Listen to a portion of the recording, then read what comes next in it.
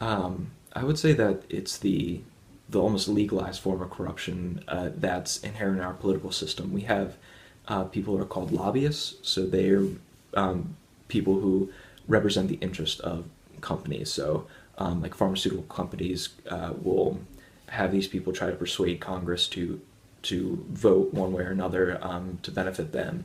And while like anybody can lobby their like the Congress or whatever political representatives, it's usually the people with money who have the biggest impact, and therefore, they make the biggest political donations, and then the people who get elected because of those donations owe them favors.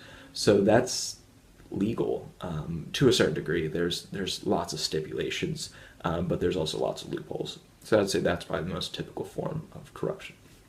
That's a tall order, but I guess the biggest thing anyone can do in a democracy really is just to stay informed, understand what the politicians are doing and what the police are doing, and speaking out if that is if I think that's an abuse of power or if that's a corrupt use of their power.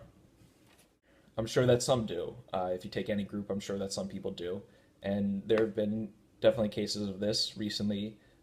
Michael Brown was a young African American kid who was killed unprovoked by a white police officer, and that caused a big uproar, as it should. And there's definitely numerous cases of that where excessive force or deadly force is used unwarrantedly. Um, there's also some very strange cases. There's something called civil forfeiture, where basically if a cop thinks that something you have, your house or the cash you're carrying in the car, is connected in any way to drugs, even without being proven guilty, you can have that taken away, and it's really difficult to actually get it back.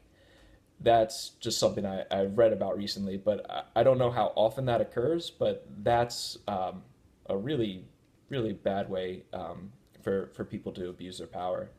But other than that, it would be, I think, just overstepping the bounds and not following correct procedure in obtaining and arresting criminals.